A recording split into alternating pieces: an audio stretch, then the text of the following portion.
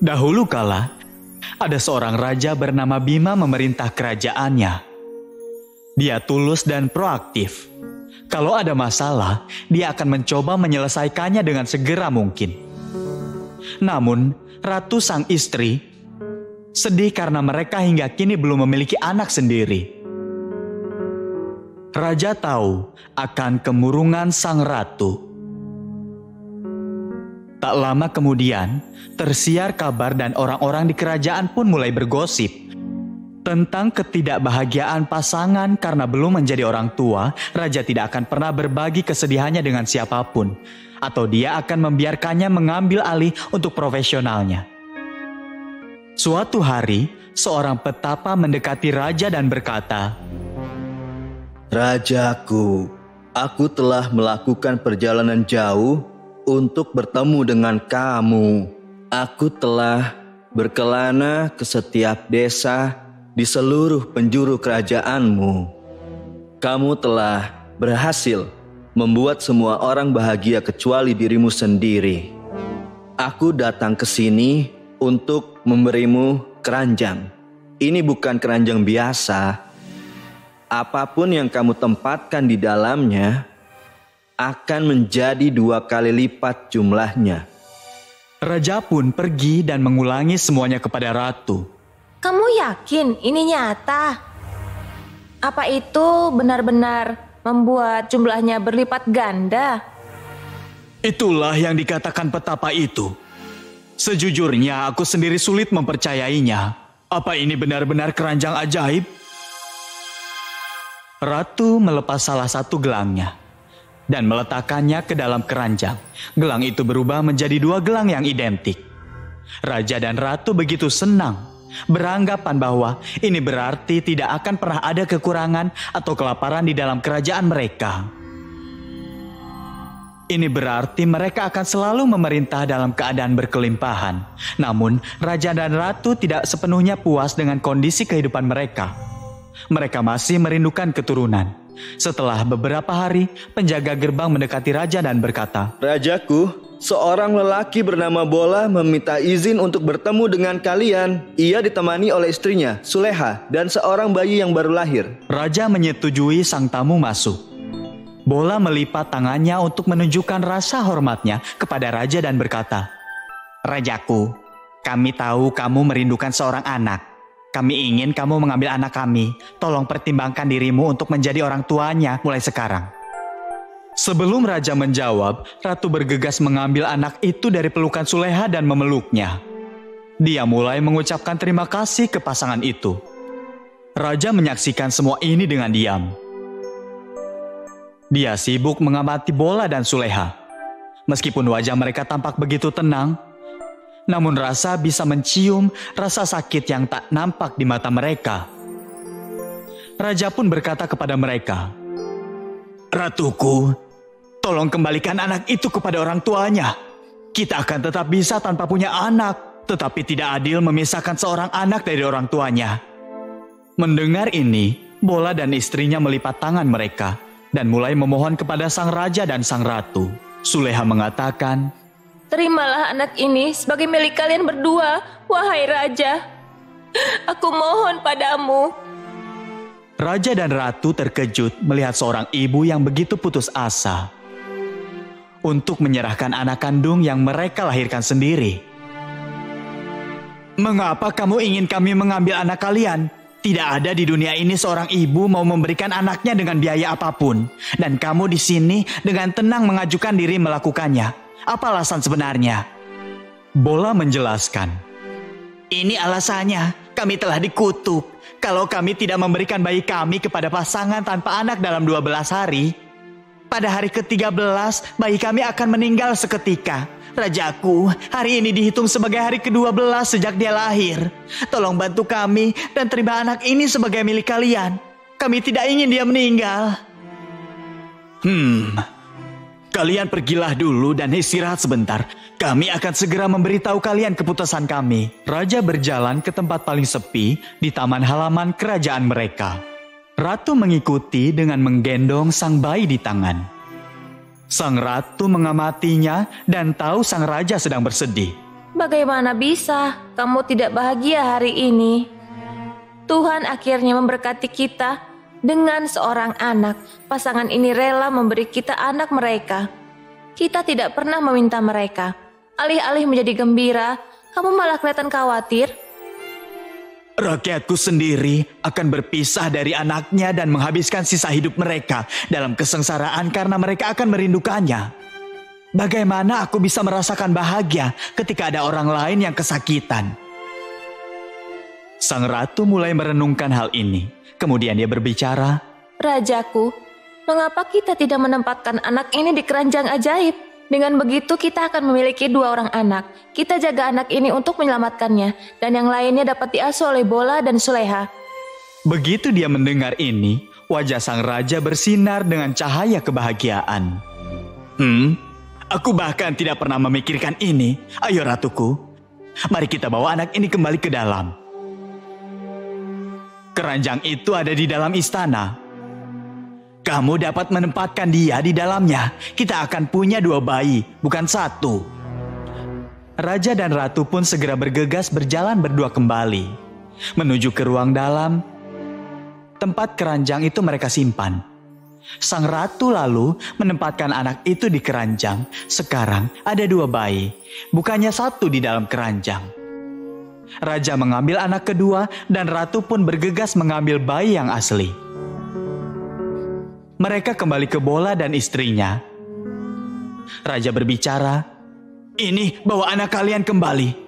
Bola dan istrinya perlahan menatap sang raja dengan penuh kekecewaan. Raja menjelaskan bagaimana keranjang ajaib bekerja dalam memecahkan masalah mereka. Dia kemudian berkata, "Kalian boleh membawa anak ini. Yang dikutuk adalah bayi yang dipegang oleh ratu. Anak ini sekarang aman. Sekarang kalian bisa membawanya bersama kalian, oke?" Bola dan istrinya akhirnya mengerti situasinya. "Kamu lelaki yang hebat, rajaku. Kamu tidak memikirkan kebahagiaanmu sendiri telah mendapatkan anak. Sebaliknya, kamu lebih khawatir tentang ketidakbahagiaan kami karena kehilangan seorang anak. Kami orang-orang yang beruntung, bisa hidup di bawah naungan tangan murah hati kalian berdua." Kamu mengadopsi anak kami untuk membebaskannya dari kutukan, tetapi kalian juga memastikan bahwa kami tidak kehilangan anak kami. Raja dan ratu kami yang mulia, kami coba bisa membalas kalian dengan rasa hormat kami yang abadi. Kemudian Bola dan Suleha pun membawa anak itu dan pulang ke rumah bersyukur dan lega. Raja dan ratu sama-sama bersyukur karena akhirnya dikaruniai seorang anak. Anak itu tumbuh menjadi pangeran yang pemberani dan sekaligus baik hati. Mereka semua pun hidup bersama dan bahagia untuk selama-lamanya. The Swan Lake. Kisah ini dimulai sejak lama ketika Putri Elizabeth bertemu dengan pelamar untuk mencari jodoh pengantin lelaki. Pangeran dari seluruh dunia berkumpul di sana untuk bertemu dan memincutnya. Raja Erik salah satu pelamar, dia tidak terlalu tampan. Putri Elizabeth berkeliling ruangan, mengobrol dengan para pelamarnya dan mengutarakan pendapatnya. Saat sampai di Erik, dia menatap dan wajahnya mengungkapkan kekecewaan. Erik sedih dan tersinggung. Dia merasa terhina dan marah dan mengutuk sang putri. "Putri Elizabeth, apa kamu begitu bangga dengan kecantikanmu sampai berwajah begitu? Karena aku tidak memenuhi standarmu, aku mengutukmu. Mulai sekarang, kamu tidak akan menjadi putri lagi. Kamu akan berubah menjadi angsa." Elizabeth dan ayahnya sangat khawatir setelah mendengar kata-kata itu. Mereka meminta pengampunan Erik. "Pangeran Erik, aku telah berbuat salah. Tolong ampuni kesalahan saya." "Pangeran, tolong maafkan dia. Dia masih sangat muda dan belum dewasa. Karena itu dia bersikap kurang ajar. Aku mohon padamu, tarik kembali kata-katamu. Hidup putriku akan hancur." "Maafkan aku, Raja. Sayangnya, aku tidak bisa mengambil kembali kutukan itu. Tapi aku bisa memberimu solusi untuk melepaskannya dari kutukan. Kalau ada lelaki jatuh cinta pada putrimu, ketika dia berwujud angsa, kutukan itu bisa dipatahkan. Hal lain, sangat penting bahwa lelaki yang jatuh cinta padanya harus sama sekali tidak menyadari kutukan itu. Kalau tidak, itu tidak akan berhasil." Segera setelah dia menyelesaikan kalimatnya, Putri Elizabeth langsung berubah menjadi angsa. Dia lalu diangkut ke sebuah danau di pinggiran kerajaan. Tahun berlalu dan sang putri terus menunggu seseorang yang mencintainya dalam bentuk ini.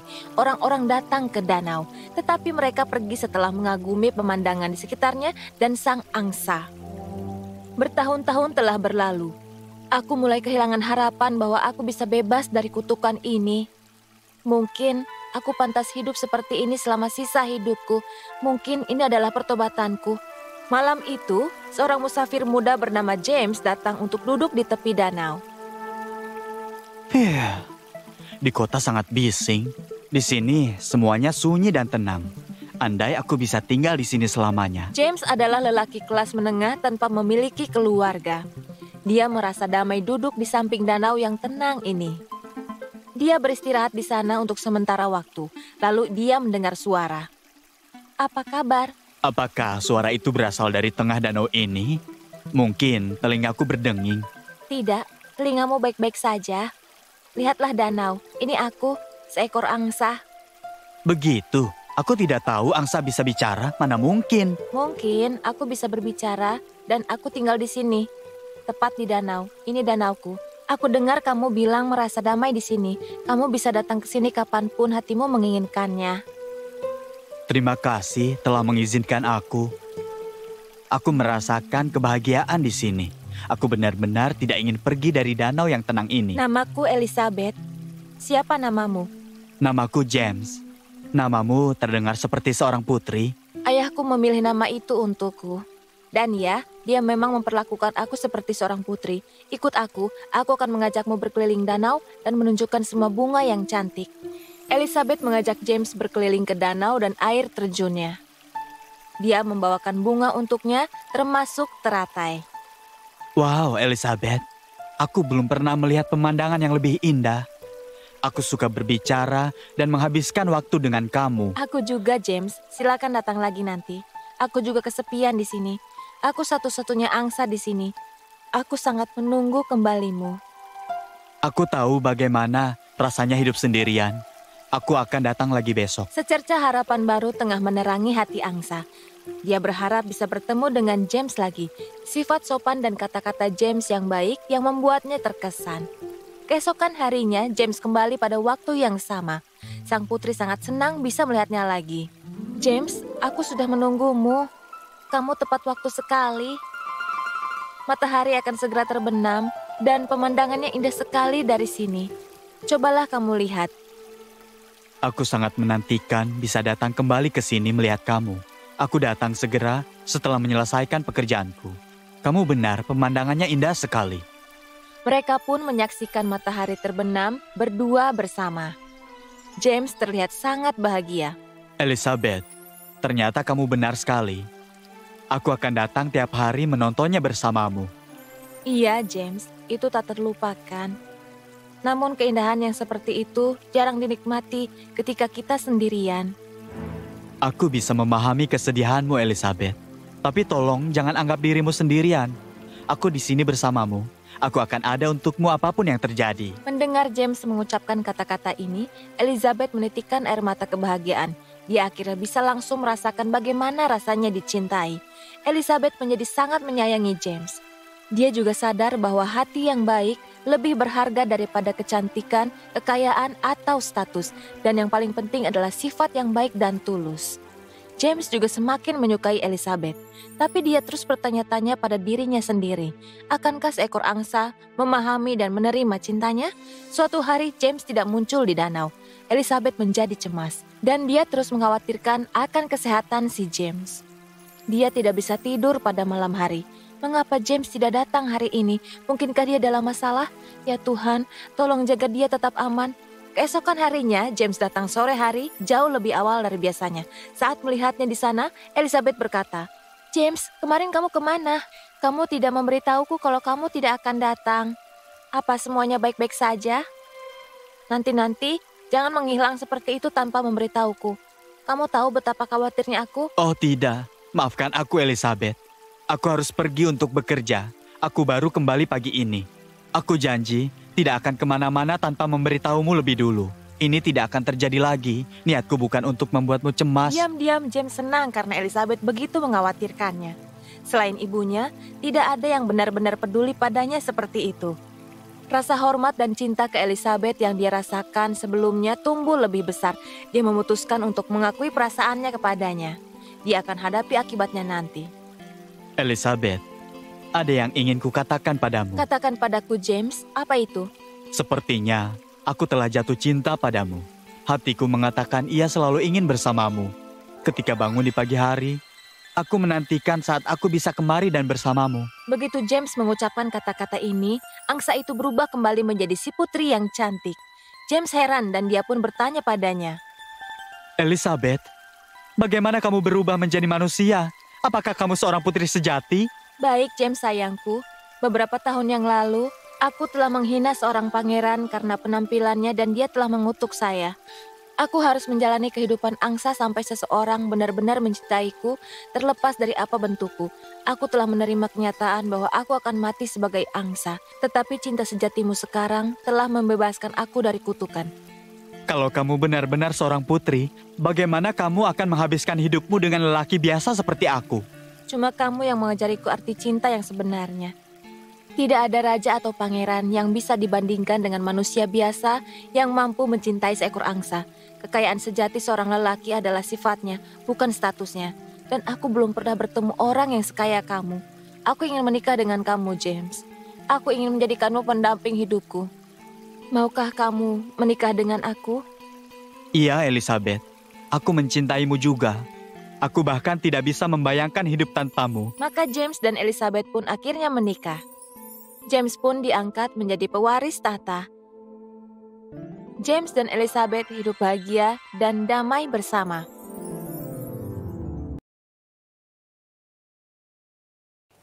Ini adalah kisah tentang cinta sejati dan sekaligus pengorbanan.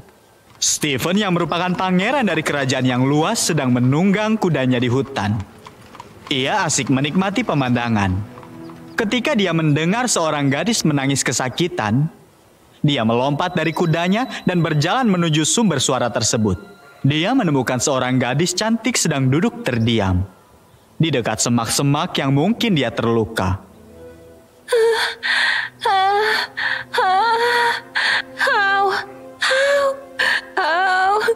Kamu siapa? Apa kamu kesakitan? Aku ingat namaku, Daisy. Tapi aku tidak ingat bagaimana aku di sini. Ada wajah yang menakutkan, menyerang aku, tapi aku tidak ingat apa-apa sama sekali yang terjadi setelah itu. Saat ini, aku bahkan tidak bisa bergerak. Tolong bantu aku. Aduh Buyung, kamu telah terluka parah. Tapi tolong jangan khawatir, namaku Stephen. Aku bisa membantu kamu dan membawamu ke istanaku. Tabib kerajaan akan merawatmu dengan baik.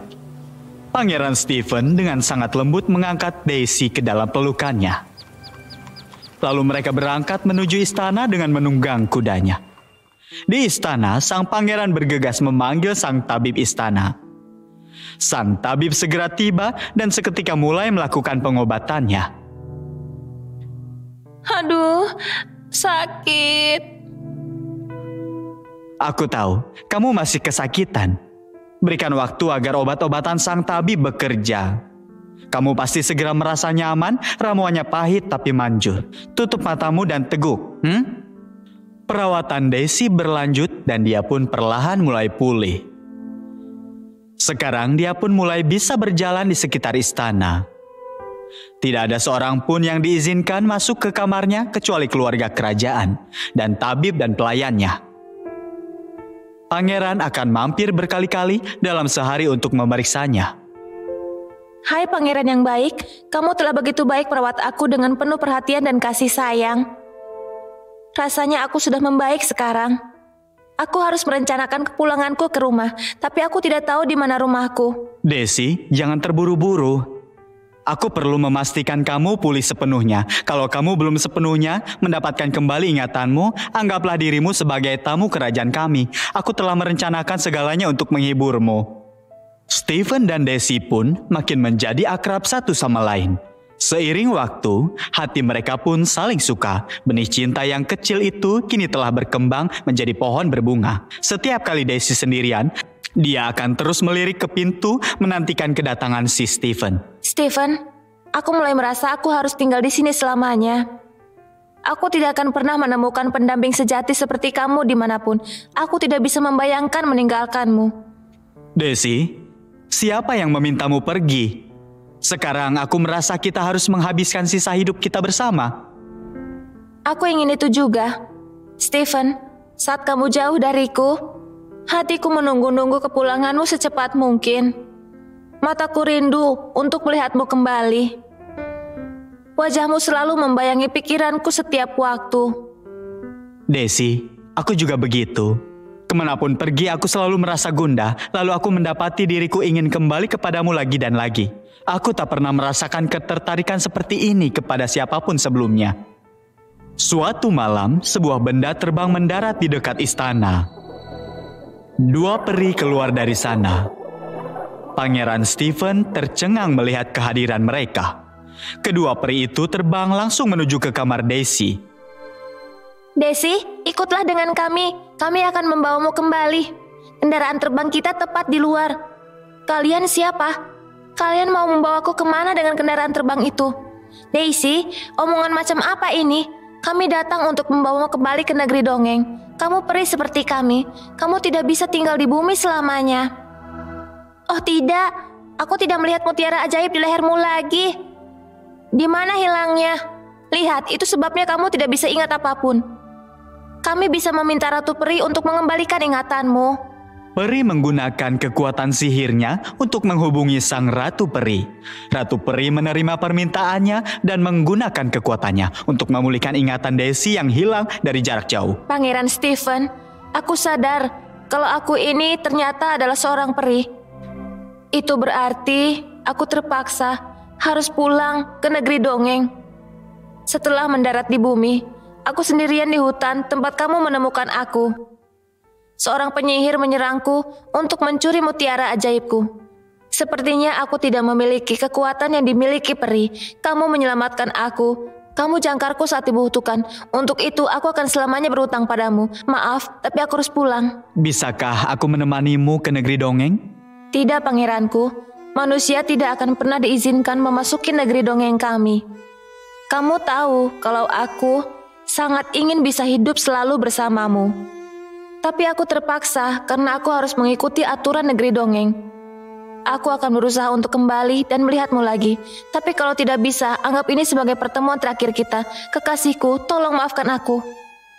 Daisy, aku akan selalu mengingat setiap momen berharga kebahagiaan yang aku habiskan bersamamu. Pada saat itu, sayap Daisy tumbuh kembali, dan dia pun berubah menjadi peri sepenuhnya. Dia bersama dengan 2 peri lainnya berjalan menuju kendaraan terbang. Lalu dia berbalik dan terus melirik kepada Pangeran Stephen. Kendaraan terbang lepas landas membuat Stephen langsung bersedih. Daisy pun mendarat di negeri dongeng. Ratuku, aku sangat mencintai Pangeran Stephen. Aku tidak bisa membayangkan hidup tanpa dia. Aku mohon padamu, tolong izinkan aku kembali kepadanya untuk selamanya.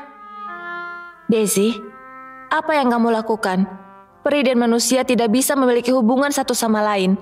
Jika melanggar aturan kami, kamu harus menanggung akibat dari tindakanmu. Aku bersedia menanggung semua akibatnya. Tolong izinkan aku bisa kembali ke bumi selamanya. Pergilah dari hadapanku. Kalau tidak, aku akan mengutukmu, membuatmu tidak bisa pergi kemana-mana. Takut akan kemarahan ratu, Daisy keluar dari ruangan. Di sisi lain, Pangeran Stephen akan terus-terusan menatap ke langit menunggu sang Daisy kembali. Dia begitu termakan pikirannya hingga mulai memengaruhi kewarasannya. Salah satu peri memberitahu Ratu Peri tentang hal ini. Ratuku, Pangeran Stephen dan Daisy berada dalam kondisi yang sangat sulit. Cinta mereka tampaknya murni dan sejati. Mereka berdua rela mengorbankan apa saja demi mempertahankan cinta mereka. Tolong Ratu pikirkan ini. Sekarang aku yakin bahwa Stephen dan juga Daisy benar-benar saling mencintai. Aku tidak punya pilihan selain menerimanya. Pergi, jemput Daisy dan bawa dia padaku. Daisy pun berlari dan jatuh di kaki sang Ratu Peri. Daisy, Cinta sejati menang. Kamu sekarang bebas. Pergilah ke bumi dan raih kembali cintamu. Stephen sedang menunggu Daisy di luar istana.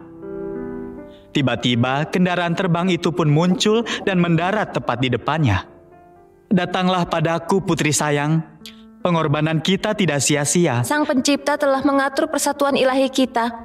Kita telah memenangi hadiah atas cinta dan pengorbanan sejati kita. Daisy bergegas datang ke pelukan Stephen dan memeluknya. Cinta sejati menang kembali. Keduanya disatukan dalam ikatan pernikahan suci. Hidup mereka pun kini dipenuhi oleh kebahagiaan. Bunda Holly. Pada zaman dahulu, hiduplah seorang janda yang memiliki 2 orang putri. Yang satu amat cantik, sederhana, dan pekerja keras, bernama Julia. Sedangkan satunya jelek, sombong, dan pemalas, bernama Jade. Namun si janda lebih menyayanginya daripada Julia. Dia menyuruh Julia melakukan semua pekerjaan rumah. Setiap hari aku harus duduk di pinggir sumur dan memintal hingga jariku berdarah. Jadi, dia harus membasuh jarinya yang berdarah dengan air sumur. Namun pada suatu hari, jarum pintalnya jatuh ke sumur. Apa yang telah kulakukan? Ibu tiriku akan menghukumku karena menghilangkan jarum pintalnya. Aku harus masuk ke sumur dan mengambilnya. Gadis itu tidak punya pilihan selain melompat ke dalam sumur untuk mengambil jarum pintalnya. Dia terus berenang hingga akhirnya dia tertidur. Saat terbangun, dia sudah berada di tanah di bawah sebuah pohon elder. Di mana aku? Aku tidak bisa ingat apa yang terjadi padaku. Kenapa aku bisa ada di tempat yang indah ini? Saat dia berjalan, dia memanjat gunung hingga sampai di sebuah oven yang penuh roti. Roti itu memanggilnya. Keluarkan aku, kalau tidak aku bisa gosong. Aku sudah cukup dipanggang. Maka si gadis pun berjalan dan mengambil spatula dan mulai mengeluarkan semua roti bundar, satu demi satu. Dengan hati-hati dia menempatkan mereka di meja dekat situ dan melanjutkan perjalanan. Lalu dia sampai di sebuah pohon yang penuh dengan apel merah. Pohon itu berteriak padanya. Guncangkan aku, lepaskan semua apel ini. Baik, aku akan membantumu.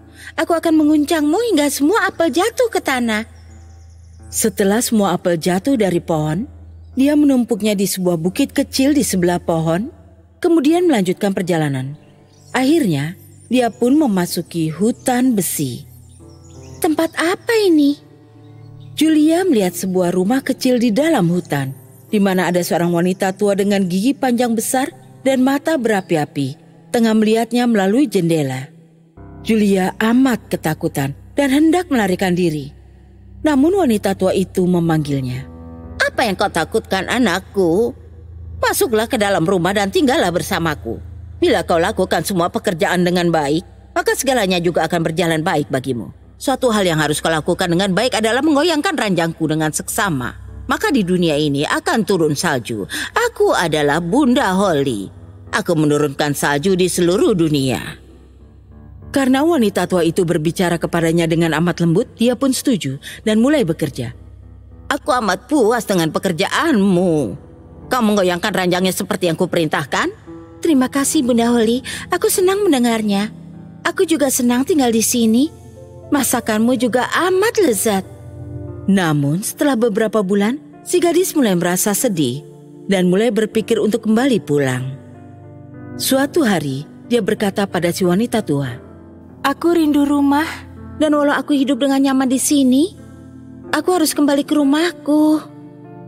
Aku senang bahwa kau ingin pulang ke rumahmu. Dan karena kau sudah melayaniku dengan amat baik, aku akan memulangkanmu.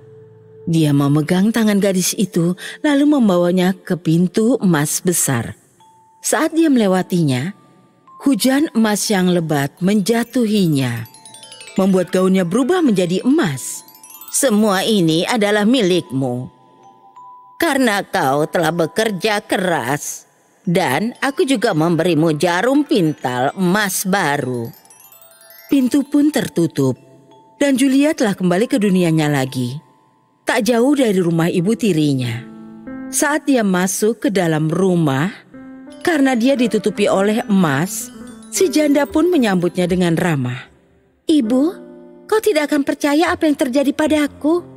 Jadi, dia menceritakan seluruh kisahnya. Dan ketika ibunya mendengar bagaimana putri tirinya bisa kaya, dia mulai menginginkan agar putri kandungnya yang jelek dan malas juga bisa mendapatkan kekayaan yang serupa.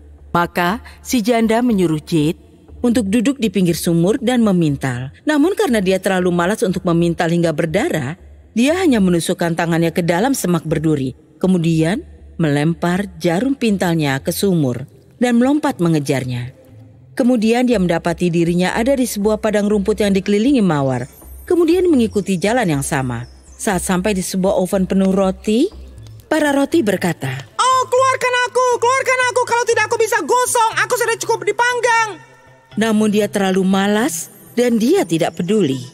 Jadi dia hanya berjalan menjauhinya. Kemudian dia sampai pada pohon yang penuh dengan apel merah. "Oh, guncangkan aku, lepaskan semua apel ini." "Bagaimana bila apelmu ada yang menimpa kepalaku? Lakukan sendiri, aku harus pergi."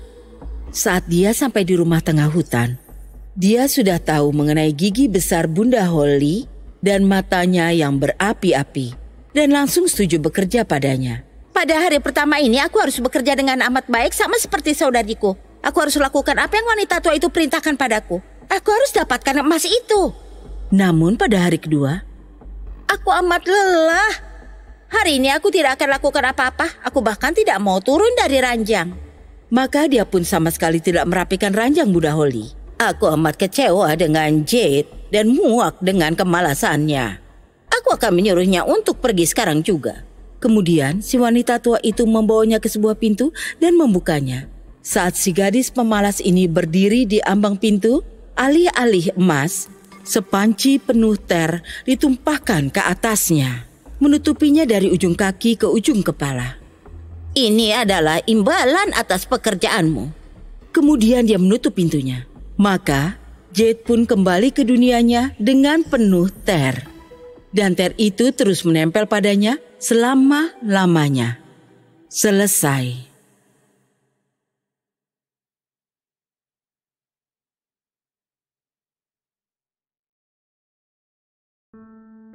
Pangeran Kecil Pemberani dan Temannya.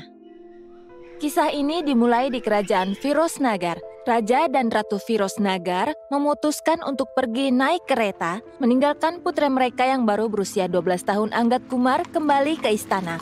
Tiba-tiba, kudanya terpeleset dan raja serta ratu jatuh dari kereta, dan sayangnya mereka meninggal dunia. Pangeran muda Anggat sekarang harus memikul tanggung jawab memerintah kerajaan sendiri. Tapi ada satu menteri yang tidak senang dengan situasi ini. Sekarang raja dan ratu tidak ada lagi. Sang pangeran dibebani oleh tanggung jawab yang sangat besar ini. Tahta Pangeran Anggat tak lain hanyalah samaran belaka. Aku benar-benar akan jadi orang yang menjalankan tanggung jawab. Aku bisa memungut pajak berat pada warga dan mendapatkan keuntungan sendiri. Perdana Menteri mengadakan pertemuan dengan para menteri lainnya.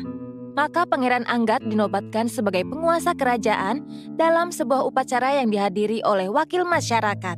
Warga senang dengan keputusan ini. Hidup Raja Anggat! Hidup Raja Anggat! Dengar Kepala Keamanan, kumpulkan semua anggota pengadilan lainnya. Baik, Perdana Menteri, Anda minta kami datang? Iya benar, Raja Anggat terlalu muda untuk mengambil keputusan penting sendiri. Keputusan apapun yang aku ambil sekarang akan dianggap penting dan final. Itu juga dilarang ada tentangan dari siapapun. Kalau kalian protes, aku punya wewenang menghukum mati kalian. Para menteri lainnya tidak punya pilihan selain menganggukkan kepala dan menyatakan setuju. Sekarang Perdana Menteri memanggil pengasuh dan pembantu Raja Anggat. "Ya, Perdana Menteri, apa perintah Anda?" Dengar, kamu harus merawat Raja Anggat baik-baik. Pastikan bahwa dia tidak akan pernah kekurangan apapun. Pastikan dia menghadiri sesi pengadilan sejarang mungkin. Pengasuh dulu merawat Raja Anggat dengan baik. Dia memiliki seorang putra berusia 15 tahun bernama Vijay yang akan menemaninya selalu. Vijay adalah teman bermain yang baik untuk Raja Anggat. Putranya Vijay sangat cerdas. dan sama-sama perhatian untuk urusan kebutuhan Raja Anggat. Bagaimana kamu bisa begitu ahli bermain anggar? Apa kamu diajari oleh profesional? Tidak, Rajaku. Aku belum diajari siapapun. Aku telah belajar sendiri dari mengamati para penjaga. Kamu mau mengajari aku juga? Ya, kenapa tidak? Aku akan mengajari Anda semuanya. Perlahan dan sabar, Vijay mengajari Raja Anggat semua yang dia tahu. Persahabatan mereka semakin kuat seiring berjalannya waktu. Namun sebaliknya Perdana Menteri dengan kedok perintah Raja Anggat membuat pengumuman. Dengar semua. Wahai warga kerajaan, Raja Anggat telah memerintahkan kalian untuk membayar pajak tahun ini di muka. Bagaimana Raja Anggat bisa meluluskan perintah seperti itu? Kerajaan kita telah diguncang kekeringan selama 2 tahun terakhir. Tidak ada perdagangan sama sekali. Bagaimana kami membayarnya? Aku cuma menyampaikan apa yang menjadi perintah Raja Anggat. Mereka yang tidak sanggup memenuhinya akan dikenakan hukuman mati. Rakyat mulai saling mendiskusikan masalah ini. Mantan raja kita dulu sangat pengertian dan baik hati. Setelah kematiannya dan penobatan Raja Anggat, kesengsaraan kita berlipat ganda dengan cepat. Iya, tapi bagaimana ini bisa berhasil? Kita perlu mendiskusikan ini bersama Raja Anggat langsung. Sementara itu di istana, Raja Anggat dan Vijay sibuk dengan aktivitas olahraga mereka. Vijay beristirahat dan menuju gedung pengadilan kerajaan. Dia melihat Perdana Menteri memukul warga dengan tongkat. Dia tak sengaja mendengar Perdana Menteri bicara. Kalian pikir kalian bisa datang ke sini bertemu Raja Anggat dan membongkar rencanaku? Apa kalian tidak sadar bahwa dia adalah raja untuk pertunjukan semata? Aku akan menjadi penguasa sebenarnya dari kerajaan ini, cuma aku. Lalu Perdana Menteri memberikan perintah. Bawa dia pergi dan kunci dia. Vijay sengaja mendengar semua dan dia pergi menceritakan semuanya kepada ibunya. Ibu, apa ibu tahu apa yang terjadi di sini? Perdana Menteri berbuat tidak adil atas nama Raja Anggat. Iya anakku, ibu sudah tahu hal ini. Tapi apa yang bisa kita lakukan? Kalau kita memberitahu Raja Anggat tentang ini dan Perdana Menteri pun tahu, kita berdua akan dihukum mati. Tapi Bu, aku tidak bisa membiarkan ini terjadi. Aku akan beritahu Raja Anggat semuanya karena aku teman baiknya. Vijay dan Raja Anggat sedang bermain di dalam istana. Vijay mendorong Raja Anggat dan dia jatuh ke tanah. Raja Anggat berbicara kepada Vijay. Vijay sahabatku, kenapa kamu melakukan itu? Kenapa kamu mendorongku? Lihat sekarang cedera. Aku tidak melakukan apa-apa. Kamu lebih tua dariku, namun kamu mendorongku. Lihat aku jadi cedera. Ini ketidakadilan bukan? Vijay, apa maksudmu mengatakan ketidakadilan tengah terjadi pada rakyat kita? Kemudian Vijay pun menjelaskan semua kezoliman yang menimpa para warga kerajaan. Lalu Vijay mengatakan, Raja Anggat, mari kita berdua menyamar dan keluar pada malam hari untuk memahami perasaan masyarakat. Kamu benar sekali, Vijay. Ayo kita lakukan itu malam ini. Raja Anggat dan Vijay keluar dan berbaur dengan warga. Sekelompok orang sedang berbicara. Bagaimana kita bisa pergi menemui Raja Anggat? Seluruh kabinet menterinya korup. Apalagi kalau kita ingin bertemu seorang menteri, bahkan penjaga pun minta uang. Dari mana kita mendapatkan begitu banyak uang? Raja Anggat dan Vijay mulai berbicara dengan sekelompok warga. Aku Raja Anggat, tolong beritahu aku masalah kalian. Aku datang ke sini dengan menyamar hanya demi memahami masalah kalian. Semua orang berbicara dengan Raja Anggat tentang masalah masing-masing. Raja Anggat terkejut setelah mendengar keterus-terangan tersebut. Dia meyakinkan warga bahwa segala sesuatunya akan membaik mulai sekarang. Dan bahwa dia sendiri yang akan bertanggung jawab. Keesokan harinya, Raja Anggat muncul di istana. Perdana Menteri, tolong kumpulkan semua penjaga. Baik Rajaku. Yang mulia, apa perintah Anda? Raja Anggat memberikan perintah kepada penjaga lainnya. Penjaga, hancurkan penjaga yang korup ini sampai kulitnya terlepas dari tulangnya. Jangan Rajaku, tolong jangan sakiti kami. Kami tidak salah. Kamu larang masyarakat bertemu denganku. Tidak cuma itu, kamu mengambil uang dari mereka, kamu menerima suap. Tidak Raja, kami diperintahkan oleh Perdana Menteri melakukan itu. Kalau tidak, kami dihukum mati. Tidak Raja Anggat. Saya tidak melakukan itu. Mereka berbohong. Wahai penjaga, tangkap menteri korup yang satu ini dan pukuli dia sampai dia meringkuk kesakitan. Raja Anggat membuat pengumuman kepada masyarakat Semua orang dibebaskan dari membayar pajak sampai musim hujan tiba. Vijay memberitahunya, kita perlu memastikan kabinet kita terdiri dari menteri-menteri yang jujur. Kita perlu mulai ke negara-negara tetangga untuk membangun hubungan yang baik. Dengan begitu kita bisa terhindar dari perang dan konflik. Maka Raja Angad dan Vijay pun berangkat ke negara-negara tetangga bersama tim menteri yang jujur. Mereka mengulurkan tangan persahabatan kepada para penguasa di sana. Kerajaan diperintah dengan efisien dan transparan. Masyarakat akhirnya bisa menjalani kehidupan yang damai dan bahagia. Raja Jenggot Lebat. Pada zaman dahulu, di sebuah kerajaan yang jauh, seorang raja bernama Michael memiliki seorang putri bernama Dina yang cantiknya bagaikan bunga. Namun ia amat egois dan juga congkak, sehingga tidak ada pelamar yang dia pikir cukup baik untuknya. Dia mengejek setiap pangeran yang datang untuk menikahinya. Suatu hari, Raja Michael mengadakan jamuan besar dan mengundang semua calon pelamar. Mereka pun dijajarkan di depan putri raja. Namun setiap melihat masing-masing dari mereka, sang putri selalu punya keberatan. Ada yang terlalu gemuk, yang lainnya terlalu tinggi, yang ketiga terlalu pendek, yang keempat terlalu pucat. Jadi dia tidak suka dengan semua orang. Namun dia mencibir seorang raja baik hati yang berdiri di sana dengan jenggotnya yang tumbuh dengan aneh. Jenggotnya seperti beruang. Sementara itu, ia mendapati julukan Raja Jenggot Lebat. Namun sang raja tua, saat melihat putrinya hanya mengejek para pelamar dan membenci semua pelamar yang berkumpul di sana, menjadi amat murka dan bersumpah bahwa putrinya harus menikahi pengemis pertama yang datang ke pintu mereka. Beberapa hari kemudian, seorang pengemis datang dan bernyanyi di bawah jendela. Setelah raja mendengarnya, dia pun bertitah. Bawa dia naik. Maka masuklah si pengemis dengan pakaiannya yang lusuh dan compang-camping dan bernyanyi di hadapan raja dan putrinya. Setelah lagunya selesai, dia meminta hadiah kecil. Raja pun berkata, Lagumu telah membuatku senang, karena itu kuberikan putriku sebagai hadiah untuk kau jadikan istri. Sang putri gemetaran, namun raja berkata, Ayah telah bersumpah memberikanmu kepada pengemis pertama putriku, dan ayah akan memenuhi sumpah itu. Putri pun tidak bisa berkata-kata dan tak punya pilihan lain selain menikahi si pengemis. Raja pun berkata, Nah, putriku, kini tidak lagi pantas bagimu sebagai istri pengemis untuk tetap tinggal di istanaku. Jadi kau harus pergi bersama suamimu. Si pengemis menggandengnya keluar dan dia harus pergi dengan berjalan kaki dengannya. Saat sampai di sebuah hutan besar, sang putri bertanya, Milik siapakah hutan yang indah ini? Ini milik Raja Jenggot Lebat. Bila kau dulu menikahinya, maka hutan ini pastilah sudah jadi milikmu. Ah, sungguh malang sekali nasibku. Kemudian mereka sampai di sebuah padang rumput. Milik siapakah padang rumput yang indah ini? Ini milik Raja Jenggot Lebat. Bila kau dulu menikahinya, padang rumput ini pasti sudah jadi milikmu. Ah, sungguh malang sekali nasibku. Kemudian mereka sampai di sebuah kota besar. Milik siapakah kota besar yang indah ini? Ini milik Raja Jenggot Lebat.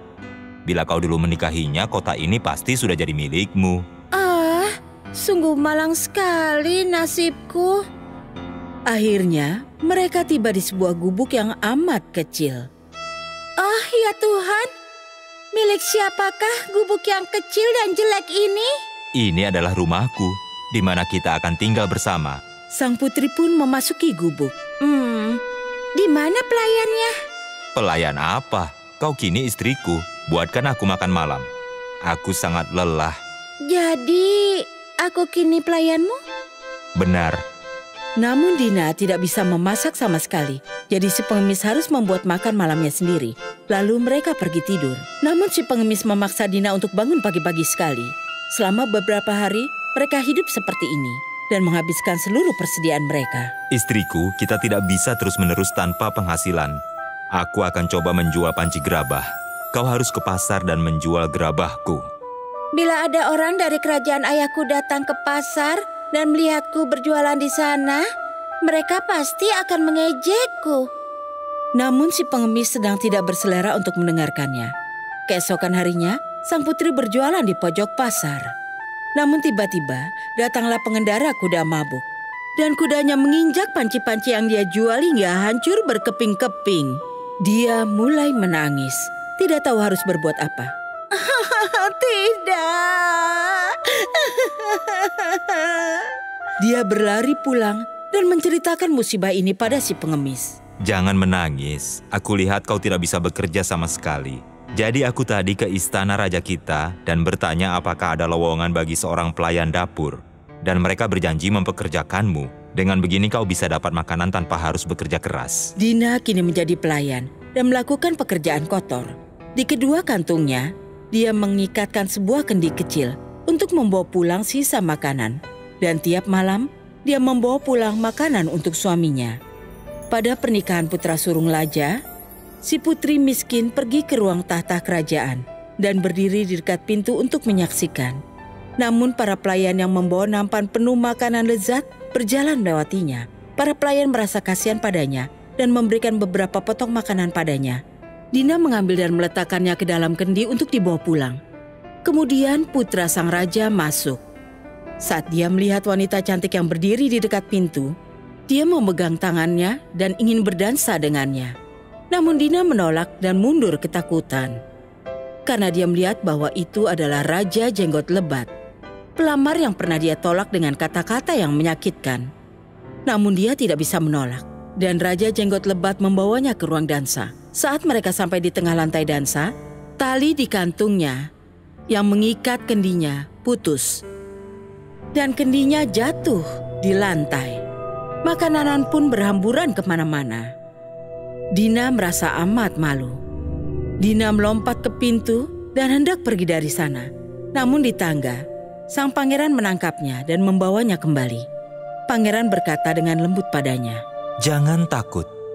Aku adalah si pengemis dan juga si penunggang kuda. Karena cintaku padamulah, maka aku menyamar." Terkadang, tanpa kesederhanaan, kita tidak bisa mencapai sikap bersahaja. Dina pun menangis sambil berkata, "Aku tidak pantas untuk menjadi istrimu." Tenanglah, hari-hari kelam kini telah berlalu. Sekarang kita akan rayakan pernikahan kita. Lalu para pelayan datang dan mendandaninya dengan pakaian yang amat indah. Dan ayahnya beserta seluruh warga istana mendoakan supaya pernikahannya dengan Raja Jenggot Lebat berbahagia. Setelah itu, mereka pun hidup bahagia untuk selamanya. Selesai. Putri Penyesalan. Dahulu kala, pada suatu hari yang penuh badai, di istana Maharaja dari Maharashtra, seorang putri kecil bernama Garima lahir. Untuk mengekspresikan kebahagiaan mereka, Raja dan Ratu membagikan emas permata kepada orang-orang di kerajaan mereka. Waktu berlalu dan Garima pun berusia 6 tahun. Suatu hari dia mengajukan permintaan aneh ke ibunya. Ibu, bawakan aku bulan bintang. Oh Garima, apa kamu kehilangan akal? Bagaimana mungkin bisa memetik bintang dari langit? Raja keluar dari kamarnya saat itu. Hahaha, jangan resah sayangku. Kamu ingin bintang-bintang? Ayah akan mengirim menteri mengambilnya untuk kamu. Atas perintah raja, menteri pergi dan mengambil beberapa bintang kertas. Setelah menerimanya, Putri Garima sangat senang. Oh, terima kasih ayah. Ayah yang terbaik, tak pernah mengecewakan aku. Rajaku, perlakuanmu telah memanjakannya. Tuhan tahu bagaimana dia akan berubah nanti. Hahaha, bukan itu masalahnya, ratuku. Semakin dia tumbuh, dia akan menjadi semakin dewasa. Akhirnya, tibalah ketika sang putri berusia 16 tahun. Namun, tidak ada perubahan nyata dalam sikap atau kebiasaannya. Dia terus menyerang para pelayan dan menghina mereka semua. Memperlakukannya tidak manusiawi. Suatu hari, seorang pelayan datang ke kamar Garima dengan semangkuk kir. Hidup sang putri, Ratu mengirimkan kir ini untukmu. Dia minta kamu mengonsumsinya saat masih hangat. Baik, taruh dan tinggalkan, aku makan nanti. Maafkan saya, tapi Ratu memintamu memakannya sekarang. Garima tersinggung dan melemparkan kir langsung ke wajah pelayan itu. Siapa kamu memerintahku begitu? Keluar dari sini! Mendengar keributan yang keras, Raja dan Ratu memasuki kamar Garima dan memahami skenarionya. Perilaku apa ini Garima? Apakah ini caramu memperlakukan pembantu? Tepat sekali ibu, dia pembantu, tidak bisa bicara dengan aku dengan suara tinggi. Dengarkan aku putriku, tenang. Pelayan ini sekarang akan ditunjukkan jalan ke pintu. Bravo Rajaku, ini bagus untuk mengajarnya benar dan salah. Kalau ayah di mana-mana selalu mentolerir sikap tercela putrinya, maka masa depan kaum perempuan tidak memiliki harapan lagi. Oh, ayolah ibu, berhentilah berkhotbah. Bantu aku singkirkan pelayan ini dari pandanganku. Setelah pertengkaran ini, Garima keluar dari istana dengan keretanya untuk menghilangkan stres. Ada gemuruh di langit dan dalam beberapa menit, guntur dan kilat menimbulkan badai besar. Kerajaan terjebak dalam banjir dan sungai mulai banjir. Seluruh kerajaan digempur oleh badai ini. Kerajaan kita sedang dalam kondisi buruk karena badai yang terjadi. Aku sangat berharap Garima aman sekarang. Menurutku dia pasti terjebak di luar sana. Aku menjadi sangat khawatir. Menteri, cepat pergi dan cari putriku secepatnya. Iya, Rajaku. Pasukan, siap-siap. Kita harus pergi mencari putri. Saat badai mereda, Menteri berangkat bersama tentara untuk mengejar putri Garima. Meski sudah cari selama 2 hari, sang putri tidak bisa ditemukan. Tidak berhasil dalam misi mereka pun kembali ke istana. Kamu kembali, Menteri. Di mana putriku Garima? Apa dia masih kesal dengan kita? Maafkan aku, Ratuku. Kami tidak berhasil melacak sang putri. Apa maksudmu? Kamu tak bisa menyelesaikan tugas sederhana? Kamu tak pantas menjadi menteriku. Saya akan terima hukuman apapun. Tetapi faktanya adalah sang putri tidak dapat ditemukan dimanapun. Kira-kira apakah dia masih hidup juga? Sudah banyak orang yang meninggal karena banjir yang terjadi ini. Wajah mereka tidak bisa dikenali karena tubuh mereka yang telah membengkak.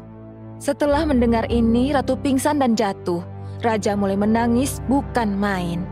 Putri Garima tersapu banjir dan sungai pun membawanya ke desa tempat tinggal mantan pembantunya. Orang yang sama yang dia hina dengan sangat buruk. Mengapa orang banyak berkumpul di dekat tepi sungai? Coba aku ke sana melihatnya. Ketika melihat Putri Garima, pelayan itu seketika langsung mengenalinya. Putri, ini aku pelayanmu, buka matamu Putri. Apakah kamu mengenalinya? Iya, ini Putri Garima kita. Sepertinya dia tersapu banjir dan tak sengaja mendarat di sini. Tapi kenapa dia tidak bicara? Sepertinya dia pingsan. Setelah air dikeluarkan dari tubuhnya, dia pasti sadar. Bawa dia ke rumahmu. Itu pasti. Tolong bantu aku membawanya ke rumahku. Penduduk desa membantu memindahkan sang putri ke rumah sang pembantu. Pembantu pergi memanggil tabib setempat. Tabib, tolong cepat ikut aku. Tuan Putri terbaring tak sadarkan diri di rumahku. Tolong sembuhkan dia apapun yang terjadi. Baik, anakku. Aku ikut kamu. Biar aku ambil obat-obatanku dulu. Si tabib menemani pembantu ke rumahnya dan mengeluarkan air dari tubuh sang putri. Dia juga membuat sang putri meminum ekstrak tumbuhan. Jangan khawatir. Dia pasti sadar kembali tak lama lagi. Sementara menunggu, bisa aku minta secangkir teh? Aku akan pergi setelah itu. Iya, tentu tabib. Pelayan itu memberikan secangkir teh kepada sang tabib. Boleh aku berkata sesuatu? Silakan tabib. Kamu memiliki peluang emas di sini. Kamu bisa meminta uang sebanyak yang kamu inginkan kepada orang tuanya si raja dan ratu. Karena kamu telah menyelamatkan putri kesayangan mereka. Bagaimana kamu bisa berkata begitu? Penggigit tangan yang memberimu makan, aku tidak akan tega berbuat itu. Nah, kalau sudah selesai silakan pergi. Sang putri sadar dan mendengar percakapan itu. Dia termakan oleh penyesalan. Oh Tuhan, apa yang telah aku lakukan? Aku telah melakukan dosa dengan merendahkan gadis yang begitu jujur dan tulus. Pembantu itu berbalik dan mendapati sang putri sedang berdiri. Hidup Tuan Putri, saya sangat senang melihat Anda telah pulih sekarang.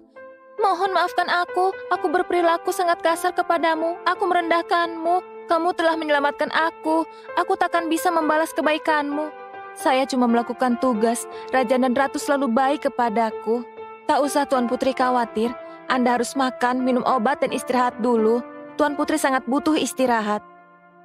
Pembantu itu memasak dan menawarkan berbagai makanan ke Garima.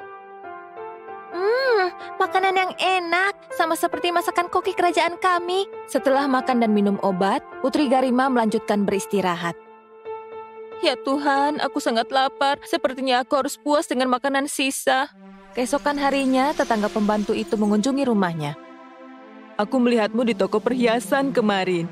Kamu beli perhiasan kan? Bagaimana aku mampu membeli perhiasan? Setelah dipecat dari istana kerajaan, aku bahkan tak mampu makan 2 kali sehari.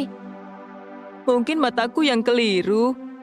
Tidak juga, aku memang pergi ke toko perhiasan, tetapi tidak untuk membeli perhiasan. Aku ke sana menjual anting-antingku. Tapi kebutuhan apa yang membuat kamu menjualnya?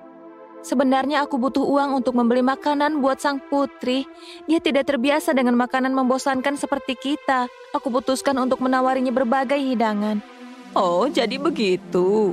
Putri Garima juga tak sengaja ikut mendengar percakapan ini. Sementara itu, Raja dan Ratu tiba di rumah sang pembantu didampingi si tabib. Kamu telah mengundang kematianmu sendiri dengan menculik putri kami. Di mana kamu? Tunjukkan wajahmu. Si pembantu dan Tuan Putri akhirnya keluar setelah mendengar suara raja. Ayah di sini. Kami sangat gembira melihat kamu hidup.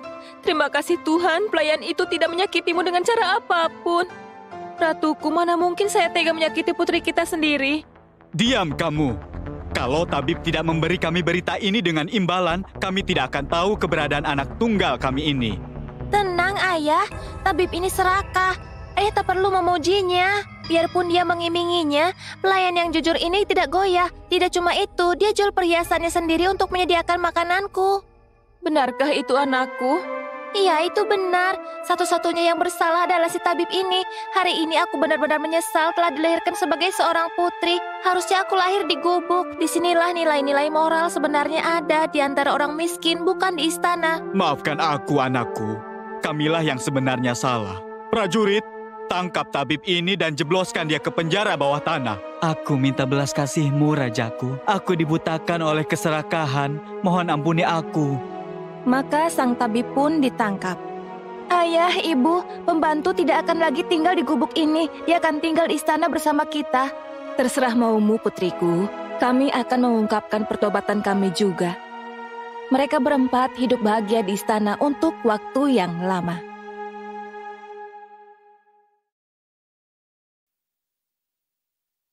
Putri yang bercahaya. Pada zaman dahulu, hiduplah seorang raja yang sakit karena sihir jahat. Menurut mantra itu, hanya satu hal yang bisa menyelamatkannya, yaitu tanah dari liang kelinci yang telah berusia setidaknya 10 tahun. Bisa kita tebak bahwa mantra ini amat susah untuk dipatahkan. Aku akan ke ujung dunia untuk menemukannya. Pangeran menuju ke hutan untuk mencari liang kelinci. Dia telah lama berkuda namun tidak melihat seekor kelinci pun. Hingga tiba-tiba ada seekor kelinci yang melintas di depannya. Kelinci itu memasuki sebuah gua diikuti oleh sang pangeran. Dan ternyata gua itu milik seorang raksasa jahat.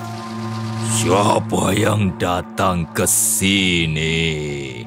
Rupanya ada pangeran. Beraninya kau memasuki guaku.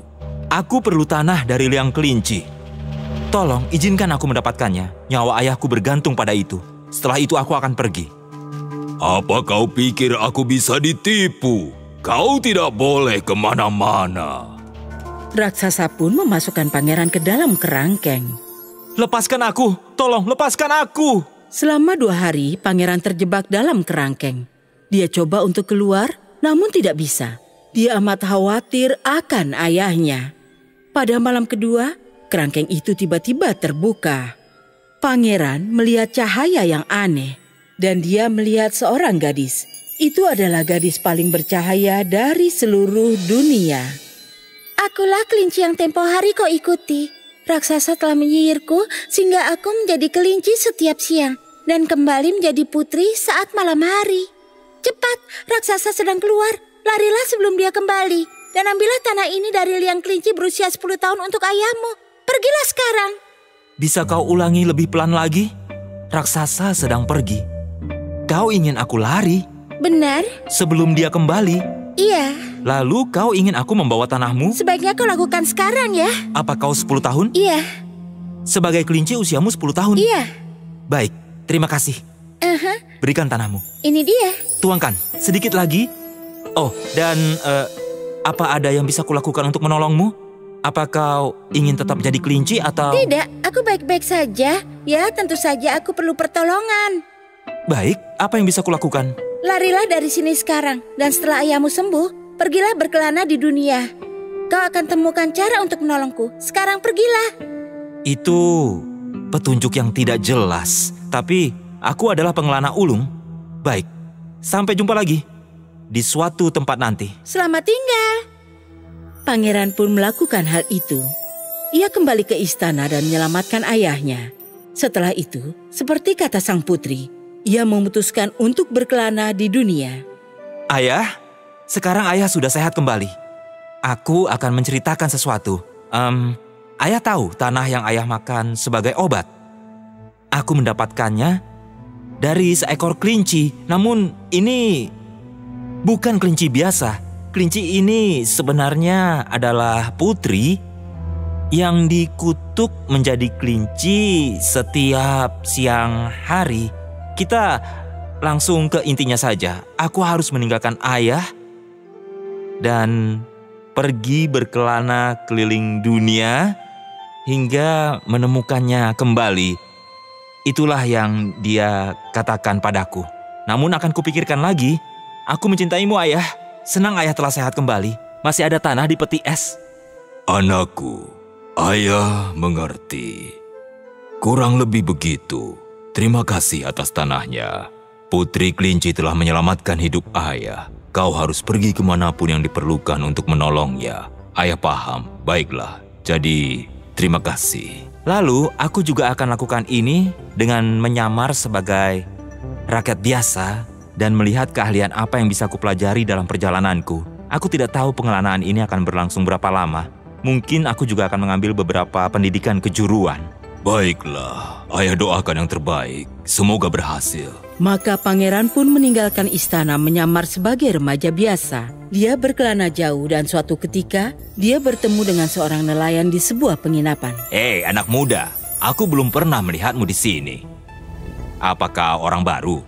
Iya, aku ingin menjadi ahli. Maksudku mempelajari keahlian. Aku ingin belajar keahlianmu. Kalau begitu, ikutlah denganku. Aku perlu bantuan pemuda yang kuat sepertimu. Kau ingin jadi nelayan? Iya. Maka pangeran pun pergi bersama nelayan dan mempelajari keahlian menangkap ikan. Setelah beberapa hari, setelah pekerjaan selesai, nelayan pun berkata, "Jala ini diberikan padaku oleh seorang penyihir.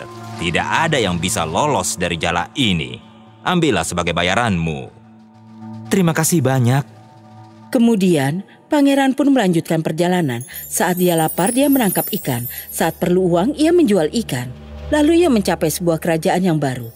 Istananya bersinar dengan ribuan cahaya terang di waktu malam. Dia pun bertanya kepada seseorang yang lewat. "Kawan, aku orang baru di sini.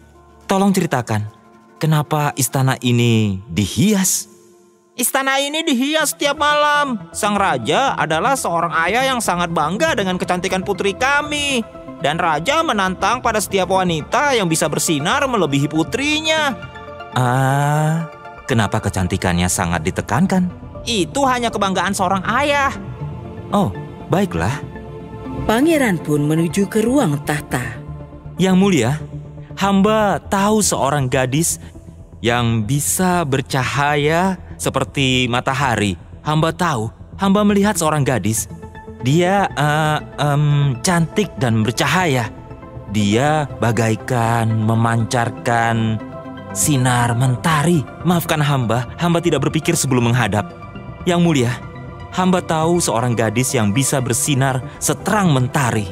"Nelayan, ku beri kau waktu seminggu. Bawa gadis itu ke sini." Iya, baik yang mulia. Maka pangeran pun kembali ke hutan dan menemukan jalan ke gua raksasa. Dia kemudian memasuki gua. Mereka bertarung dengan sengit sebelum akhirnya pangeran menangkap raksasa dengan jalannya. Dan si raksasa pun dimasukkan ke penjara. Pangeran lalu menjemput sang putri dan keduanya pun keluar dari gua bersama. Pangeran memberitahu kepada putri mengenai sang raja dan putrinya. "Kini setelah aku menyelamatkanmu, kita harus tuntaskan misi ini untuk membantu si putri malang ini. Dia amat jemu mendengar ayahnya terus menyombongkan kecantikannya. Seluruh istananya dihias. Kau harus melihatnya. Bagaimana?" Baiklah, aku mengerti. Sepertinya itu ide bagus. Perjalanan. Baiklah, jadi bagaimana kita bisa membuat mantra sihir si raksasa? Kutukan yang membuatmu menjadi kelinci ini supaya hilang selamanya. Kita harus melakukan itu. Tentu saja. Jadi mantranya bisa musnah bila aku berjalan melalui kabut emas. Saat berwujud wanita atau kelinci?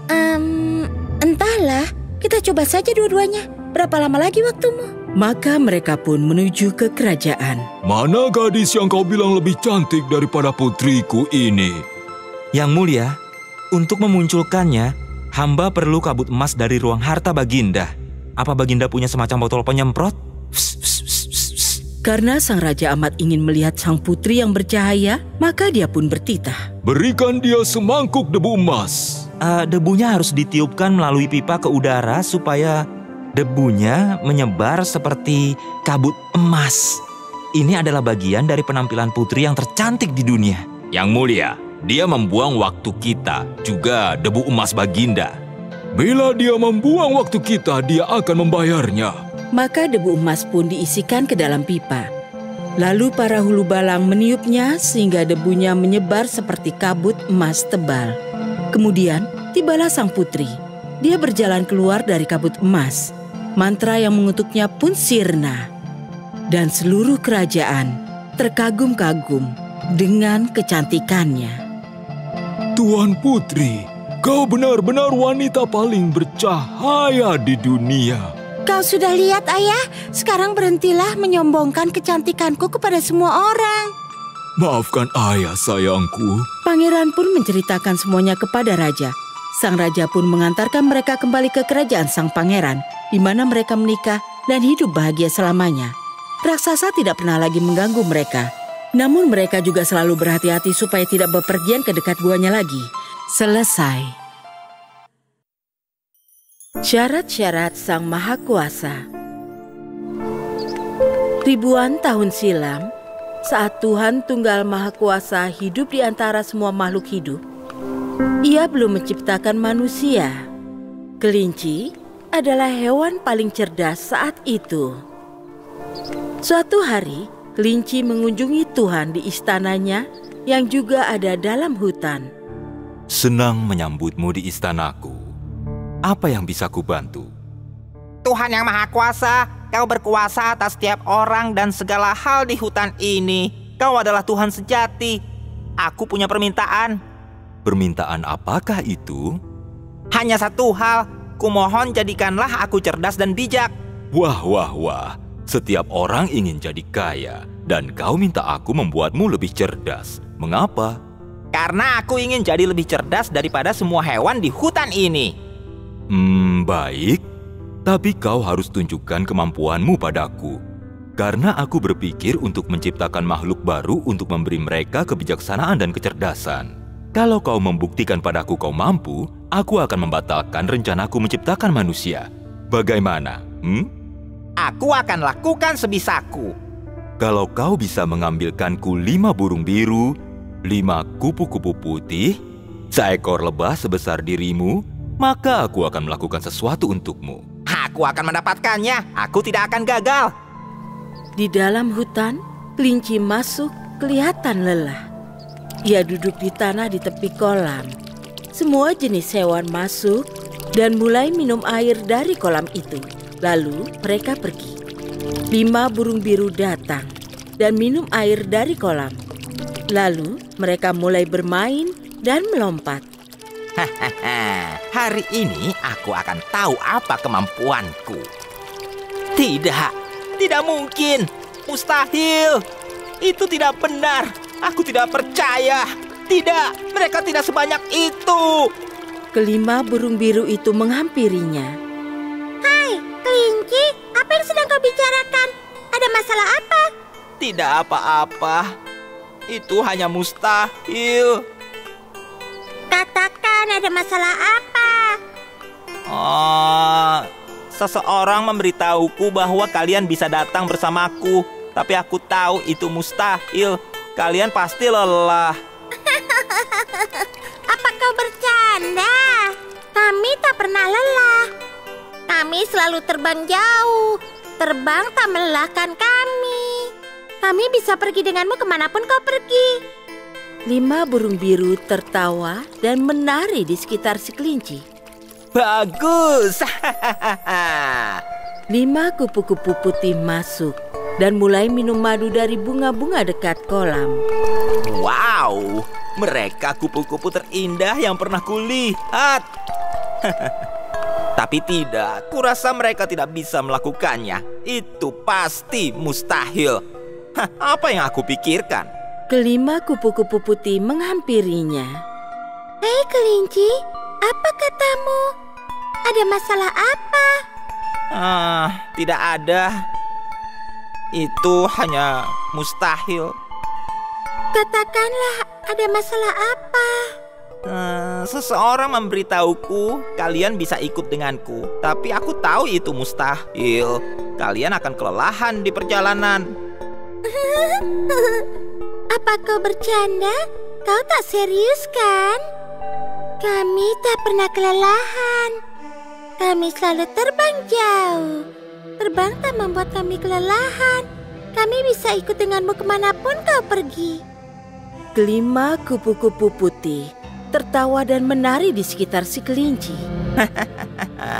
Bagus. Seekor lebah besar masuk dan minum madu dari bunga. Wah, lebah yang cantik. Tapi tidak. Kurasa dia tidak bisa melakukannya. Itu pasti mustahil. Aku pasti sudah gila. Si lebah menghampirinya. Hei kelinci, kau bicara apa? Ada apa? Tidak apa, hanya mustahil saja. Katakanlah, ada masalah apa? Seseorang memberitahuku bahwa kau bisa ikut denganku. Tapi aku tahu itu mustahil. Kau akan kelelahan di jalan. Apa kau bercanda? Tidak, aku tidak bisa. Aku tak pernah kelelahan. Aku selalu bepergian jauh. Haha, sempurna. Ayo berangkat semua. Ya. Hei, tunggu. Kau tak memberitahu kami kita akan kemana? Itu kejutan besar. Apa itu baik atau buruk? Baik, tentu saja. Ayo, sebelum hari jadi gelap. Di istana Tuhan, si kelinci, 5 burung biru, 5 kupu-kupu putih, dan lebah raksasa berdiri di hadapan Tuhan. Aku sedang menunggumu. Tuhan melihat kelima burung, kelima kupu-kupu, dan si lebah. Kulihat kau membawa teman. Apa Tuhan akan mengabulkan permintaanku? Kurasa tidak. Kenapa tidak? Kalau aku membuatmu lebih cerdas, aku melakukan kesalahan. Kenapa begitu? Karena kau sudah sangat cerdas. Jadi, apa aku lebih cerdas daripada hewan-hewan lain di hutan? Kau selalu yang terpandai, tapi kau tidak menyadarinya. Apa permintaanmu? Mereka semua mulai bicara di waktu bersamaan. Si kelinci meninggalkan istana itu dengan penuh kemenangan. Tamat. Si kodok dan si belalang. Suatu ketika, 2 sahabat hidup dalam hutan hujan Amazon. Nama mereka si belalang dan si kodok. Mereka bersahabat baik, tapi mereka tak pernah mengundang ke rumah masing-masing dengan alasan apapun. Suatu hari, mereka duduk di tepi danau. Si belalang dan si kodok berbaring telentang, bersisian, menatap langit. Hari yang indah. Ya, benar. Apa kau sering kemari? Sesekali. Aku lebih sering ada dalam sumur. Ya, aku tidak suka sumur. Terlalu gelap. Datanglah sesekali untuk mengunjungiku. Aku punya ide. Datanglah ke sumur untuk makan malam. Istriku akan menyiapkan masakan istimewa. Aku akan menyalakan lilin. Kumohon katakan ya. Ya tentu, mengapa tidak? Baik, aku harus pergi mempersiapkan semuanya. Sampai nanti. Setelah si kodok pergi, si belalang terus menatap langit biru, memikirkan akan pakai apa malam nanti. Malam itu, si belalang tiba di sumur. Ada lilin menyala. Si kodok duduk di meja dan istrinya menyambut si belalang. Silakan masuk, Pak Belalang. Rumah yang bagus, Bu Kodok. Terima kasih. Sayang, temanmu datang. Suruhlah dia masuk. Silakan duduk di meja makan. Makan malam siap. Si Belalang dan istri si Kodok telah duduk di meja makan. Aku senang kau datang. Rumahmu bagus dan tidak terlalu gelap seperti dugaanku. Oh, tidak. Biar aku nyalakan lilin. Wah, kau baik sekali. Terutama karena aku tidak suka di tempat gelap. Aku sudah cuci kaki depanku. Kau lakukanlah yang sama. Ada baskom air di sana. Oh, baik. Si Belalang mencuci kaki depannya dan membuat suara nyaring. Sobat, tidak bisakah kau tidak bersuara? Si Belalang duduk di meja dan berusaha makan tanpa menggesek kaki depannya. Tapi itu mustahil. Kau menggesek lagi. Diamlah. Aku tidak bisa makan dengan berisik begitu. Maafkan aku, sobat. Sayang, sikapmu kasar. Si Belalang jadi marah. Aku tidak bisa makan. Lagi pula, aku tidak lapar. Oh, tapi... Maaf ya, Pak Belalang. Oh, tidak apa-apa, Bu Kodok. Begini saja, datanglah ke rumahku besok untuk makan malam. Aku akan senang. Maafkan aku, tapi aku punya acara lain besok malam. Acara lain apa? Ingat kan, aku berjanji untuk menjaga kecebong-kecebong adikku besok malam. Oh, iya. Aku lupa itu. Aku akan datang sendirian saja. Si Belalang berdiri dan melambai pamit. Jangan terlambat. Tentu tidak. Si Belalang pergi dan si Kodok meneruskan makan malamnya. Keesokan harinya, saat makan malam, si Kodok melompat ke rumah si Belalang. Oh, aku merasa tidak enak. Kemarin malam aku kasar pada temanku. Aku salah memperlakukannya seperti itu. Begitu aku tiba di sana, aku akan minta maaf. Si Kodok tiba di rumah si Belalang. Wah, kau tepat waktu. Halo, sobat.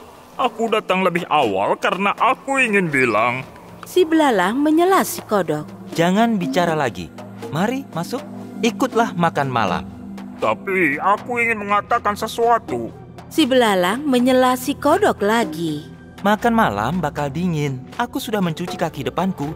Ada baskom air di sana, jadi kau bisa mencuci kakimu juga. Oh, bagus. Aku sudah lapar. Si Kodok melompat ke baskom air dan cuci kaki. Lalu, ia melompat kembali ke meja. Ups, kau harus cuci kaki lagi. Kenapa? Aku salah apa? Karena melompat di tanah membuat kakimu kotor lagi.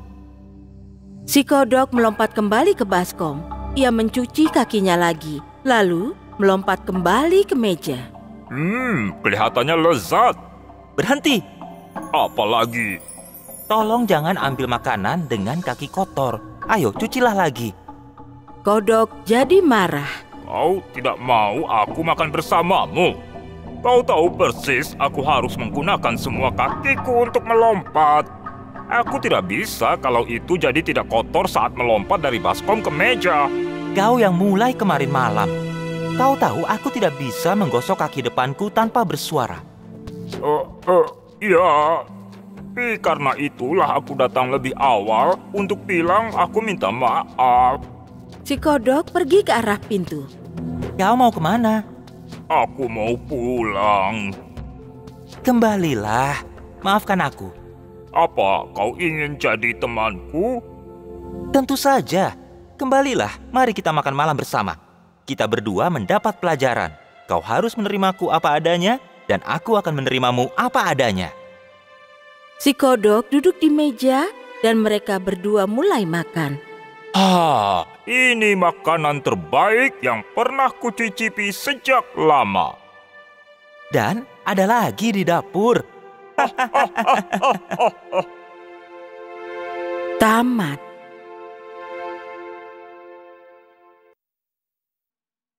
Jika Anda menyukai cerita ini, tekan suka dan langganan channel kami. Tekan tombol like on untuk mendapat informasi terbaru dan jangan lupa untuk berkomentar.